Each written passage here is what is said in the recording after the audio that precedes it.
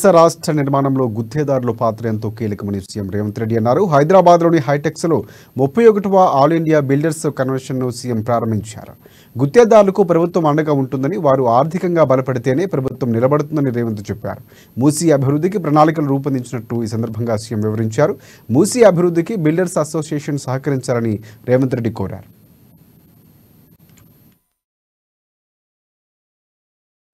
Hyderabad state ఏర్పడ్డ రాష్ట్రానికి మొట్టమొదటి ముఖ్యమంత్రి కూడా బూర్గుల రామకృష్ణారావు గారు అదే జిల్లా నుంచి వచ్చిందనే సంగతి ఈరోజు నేను మీకు గుర్తు చేయదలుచుకున్నాను.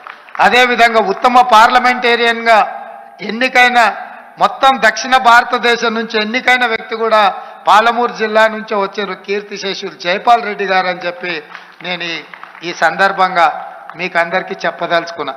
అదే కాదు, ఇక్కడ ఉన్న కాంట్రాక్టర్లు అందరూ మీరు శ్రీమంతులైనా ఆగర్భ శ్రీమంతులైనా, మీరు విమానాలు కొన్నా, మీరు బెంజు కొన్నా, గంజదాగే మా పాలమూరు బిడ్డలు తట్టపని పారపని వివిధ ప్రాంతాలలో చెయ్యబట్టే మీరందరూ కూడా ఇంత పెద్ద బిల్డర్స్ అయ్యారు. కాబట్టి పాలమూరు అనేది మాకు చాలా గొప్పగా, నాకైతే పర్సనల్గా పాలమూరు అనే పదం చాలా ఇష్టం. ఆ మట్టి వాసన అనేది మనల్ని అందరినీ ఇన్స్పైర్ చేస్తుంది.